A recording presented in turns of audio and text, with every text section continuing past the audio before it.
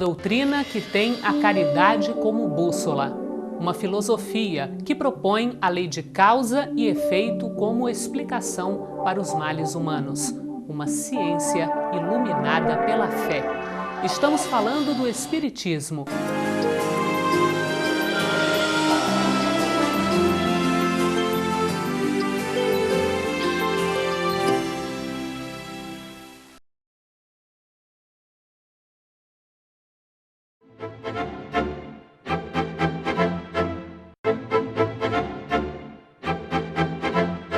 Começa agora o programa Transição, a visão espírita para um novo tempo.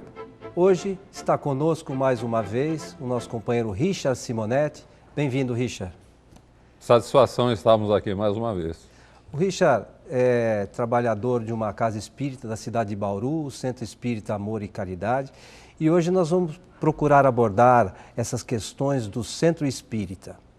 O Richard, para que afinal serve o Centro Espírita? Eu diria que o Centro Espírita ele tem várias funções. Num primeiro momento, para quem procura o Centro Espírita, ele se afigura como um hospital. Espiritismo, as pessoas têm noção de que há essa possibilidade de intercâmbio com além, de ajuda espiritual, de afastamento de espíritos perturbadores. Então eu diria que a grande motivação que leva as pessoas a procurarem um Centro Espírita geralmente é receber uma ajuda. Então, digamos que num primeiro momento o centro se afigura para as pessoas como um hospital, né? Com a oportunidade de fazer um tratamento, receber ajuda, superar determinados males, resolver determinados problemas. Agora, na medida em que a pessoa começa a frequentar o centro, vai recebendo ajuda espiritual, o tratamento magnético, vai assistindo às palestras, eventualmente pode frequentar até algum curso, daí a pessoa começa a perceber que o centro não é um mero hospital, ele é, acima de tudo, uma escola. E daí a pessoa começa a aprender a doutrina. A mensagem espírita, nós sabemos que ela é maravilhosa. Eu considero o espiritismo uma mensagem mais avançada que nós temos na atualidade terrestre. Nos dá uma visão muito objetiva do mundo espiritual. Aquilo que para as religiões tradicionais é pura e simplesmente especulativo, imagina-se o que é a vida espiritual, a continuidade da vida física, para o Espiritismo é uma realidade, porquanto a doutrina foi codificada a partir de informações da espiritualidade. Então nós temos uma visão muito objetiva do que é o mundo espiritual e do interrelacionamento que há entre o plano espiritual e o plano físico. Ficamos sabendo de onde viemos, isso é importante você saber o que está fazendo aqui na Terra, para onde vai. Então, num segundo momento, de repente, o cidadão começa a perceber, poxa, o centro é uma escola de vida.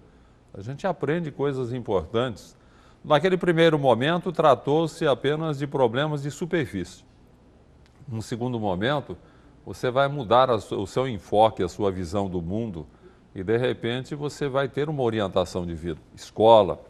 E na medida em que a pessoa vai tendo essa orientação, vai se integrando no centro, ela começa a perceber que é preciso fazer alguma coisa em favor do próximo. Aliás, a bandeira do Espiritismo, desfraudada por Kardec em favor da construção de um mundo melhor, fora da caridade não há salvação. Então, a pessoa fala, mas salvação no sentido escatológico? Não, não é de vida futura, não. É salvação para a nossa vida aqui, para a nossa sociedade. Sem a caridade fica difícil, porque o móvel das ações humanas é o egoísmo. É por pensarmos muito em nós mesmos que nós nos comprometemos em vícios, na rebeldia, em desatinos. A caridade é o antídoto do egoísmo. Na medida em que, para ser caridoso, eu preciso esquecer um pouco de mim mesmo, eu começo a vencer o egoísmo. Então veja que, num terceiro momento, o Centro Espírita passa a ser uma oficina de trabalho. Daí ele abre um leque de atividades que todo Centro Espírita tem, no sentido de atender pessoas carentes, tanto espiritualmente quanto materialmente falando. Então, num terceiro momento, você passa a ser um trabalhador do Centro Espírita. Ele é a sua oficina de trabalho, onde você vai dar a sua contribuição em favor de uma sociedade melhor e em favor do seu próprio bem-estar. E na medida, então, em que se integram essas três atividades, que no primeiro momento é o hospital, no segundo momento é a escola e depois uma oficina de trabalho, no conjunto, o Centro Espírita passa a ser para nós aquele templo abençoado da alma, o templo onde você, pelo aprendizado, pelo esforço, pelo trabalho de renovação, você adquire condições para uma verdadeira comunhão com a espiritualidade, que não é baseada em meras práticas exteriores, mas naquele empenho por internalizar a doutrina e vivenciá-la em todos os momentos. Então eu diria que o centro é isso, Coelho. É hospital para começar, depois vai ser a sua escola, depois vai ser a sua oficina de trabalho. Finalmente você vai ver nele, nessas 3 atividades, o grande templo da alma, por aí. E lá no Centro Espírita Amor e Caridade, em Bauru, você tem um grande grupo de médiuns, né? São 75 grupos mediúnicos, né? Então, por que tantos grupos de médiuns, Richard? Quais são as atividades que esses grupos mediúnicos praticam? Eu entendo que a prática mediúnica é o aspecto nobre, sagrado do Espiritismo. Não podemos esquecer que o Espiritismo surgiu através da prática mediúnica. Foi pelo contato com o mundo espiritual que Kardec criou condições para receber as informações da espiritualidade. Então, a própria doutrina é a doutrina dos espíritos, não é a doutrina de Allan Kardec. Ele apenas foi uma espécie, digamos assim, de secretário dos espíritos. Então, o espiritismo é basicamente baseado em informações que vêm da espiritualidade. Então, esse é o aspecto sagrado do espiritismo e que nós não podemos deixar de lado. Eu tenho visto centros espíritas que dizem assim, os dirigentes, não, o tempo do fenômeno passou, nós temos que cuidar agora da aplicação prática do espiritismo no meio social, da sua divulgação, não precisamos mais do contato com os espíritos. Eu acho um erro muito grande, porque é realmente o aspecto sagrado. E da espiritualidade emana a orientação no sentido de darmos sequência ao trabalho do Centro Espírita, é um processo de sustentação. Nós não podemos esquecer, isso é uma coisa que às vezes o próprio espírita não percebe, que o cristianismo entrou para o desvio a partir do momento em que se eliminou o fenômeno mediúnico, porque a primitiva comunidade cristã, ela cultivava o fenômeno mediúnico, os espíritos se manifestavam. Os chamados profetas não eram nada menos que médiuns, simplesmente indivíduos dotados de sensibilidade para receber a orientação dos espíritos. O Espírito Santo, que se manifestava na primitiva comunidade cristã, representa o conjunto de espíritos superiores que orientavam o movimento. A partir do momento em que se fechou essa porta de contato com o mundo espiritual, o cristianismo entrou para o terreno da fantasia, ele desviou-se de seus objetivos mais nobres. Isso não pode acontecer com o espiritismo. Então eu entendo que todo centro espírita deve cultivar a prática mediúnica. É lógico que uma prática mediúnica bem alicerçada, bem orientada, bem fundamentada, segundo está em O Livro dos Médiuns. Kardec escreveu um livro, isso é uma coisa muito importante que o espírita deve levar em consideração. Ele escreveu um livro para orientar a prática mediúnica, o que significa que a prática mediúnica é importante. Porque o Livro dos Médiuns, que é a orientação para a prática mediúnica, é uma das obras básicas da doutrina. Nós temos o Livro dos Espíritos, que é a filosofia espírita, o Evangelho segundo o Espiritismo, que é a visão cristã do Espiritismo, e o Livro dos Médiuns. São os 3 livros fundamentais que orientam o nosso contato com o mundo espiritual. Ora, se Kardec se deu ao trabalho de fazer um trabalho dessa natureza, de escrever um livro para que nós tenhamos o contato com o mundo espiritual, é lógico que ele pretendia que isso fosse uma coisa perene, até em defesa da própria economia espiritual do movimento. Lá no centro nós entendemos isso. Temos cursos de espiritismo e mediunidade de 2 anos. Então, várias vezes por ano, formam-se grupos aí de 50, 60 pessoas com um monitor para estudar no primeiro ano o Livro dos Espíritos e o Evangelho segundo o Espiritismo. É a doutrina. No segundo ano, nós estudamos especificamente mediunidade com base em O Livro dos Médiuns. No final do segundo ano, aquele grupo vira um grupo mediúnico. É por isso que nós temos tantos grupos, 75 grupos mediúnicos funcionando no centro, porque há uma estrutura para formar grupos mediúnicos e porque nós entendemos que é importante que o espírita participe de reunião mediúnica. Eu não entendo o espírita totalmente distanciado da prática mediúnica, é uma coisa importante na nossa vida. Ali a gente pode trabalhar, ajudar o espírito sofredor, receber ajuda. Eu diria que em nenhum outro lugar dentro do movimento espírita nós recebemos uma ajuda tão efetiva da espiritualidade quanto na reunião mediúnica.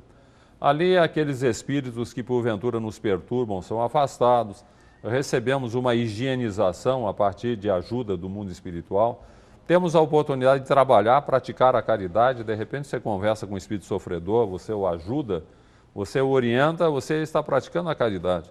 Então, na reunião mediúnica, nós temos um universo de atividades envolvendo a doutrina espírita de suma importância em favor da economia do próprio centro e da nossa economia espiritual.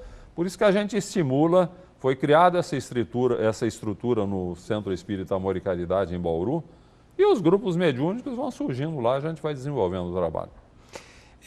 Aproveitando dentro disso, a gente vê pessoas muito preocupadas em receber mensagens dos seus entes queridos que desencarnaram, né? Então, o que você comentou, que existem, acho que muitos espíritos necessitados de se comunicar e não existe tanto trabalho mediúnico, né, para que possa auxiliar esses espíritos, para que eles possam trazer a sua mensagem, de alguma forma auxiliar os familiares em entender a situação que eles já estão sendo atendidos. Você acha que essa prática mediúnica ainda falha, vamos dizer assim, a quantidade de grupos muito reduzida acaba atrapalhando nisso? O problema é lógico que quem vê a morte de um familiar, um ente querido, amado, a pessoa tem esse anseio de receber informações. Mas eu lembro uma observação de Chico Xavier que eu acho muito importante, quando ele disse que o telefone toca de lá para cá. Não adianta você ir no centro espírita, esperar a mensagem de um familiar, você não sabe da condição dele. Às vezes ele não tem condições de se manifestar, às vezes o médium não tem condições de receber. É preciso considerar que um Chico Xavier, que recebia mensagens de uma forma muito clara, objetiva, com riqueza de detalhes, com relação a nomes, apelidos, data de falecimento, circunstâncias da morte, um Chico Xavier era um médium raro, né? Nós temos médiuns de boa vontade que podem receber mensagens, mas é de uma forma muito precária. Então, a espiritualidade não tem estimulado muito esse tipo de prática, porque nem sempre as mensagens que vêm, embora sejam do espírito manifestante, são para aquele que está recebendo aceitáveis. Ele acha que não é bem por aí, que está diferente, ele não sabe que o médium põe algo da sua personalidade, da sua maneira de ser no processo mediúnico, né? Então, o pensamento pode ser do espírito, mas as expressões, as palavras, a maneira de ser é do médium. Então, isso complica muito. Eu acho que a gente não deve estimular muito esse tipo de prática, a não ser que tenhamos no centro espírita médiums com suficiente desenvolvimento, com uma desenvoltura para receber de uma forma mais clara, mais objetiva a manifestação dos nossos familiares desencarnados. Eu sempre digo o seguinte, para aqueles que estão interessados no assunto: olha, meu filho, você ore bastante, se acalme, quando você estiver bem calmo, quando você tiver superado esse trauma da desencarnação do familiar, você terá condições para conversar com ele pessoalmente no mundo espiritual, durante as horas de sono, que eu acho muito importante isso. Então, durante as horas de sono, o nosso espírito se afasta do corpo. Se a gente estiver com um relativo equilíbrio em relação às nossas emoções, superado o trauma da separação, e o espírito desencarnado estiver em condições também, porque às vezes ele não está em condições, então nós o encontraremos durante as horas de sono. Você pode até nem guardar a lembrança clara, nítida, às vezes fica na forma de um sonho apenas, meio esmaecido, né? Mesmo na base um pouco assim da fantasia, mas a satisfação que a gente sente ao acordar, o alívio, as nossas tensões, as nossas angústias, a alegria com que a gente acorda, nos diz que nós estivemos com ele, tivemos o contato, matamos a saudade e tudo bem. Eu prefiro que as pessoas procurem esse tipo de contato.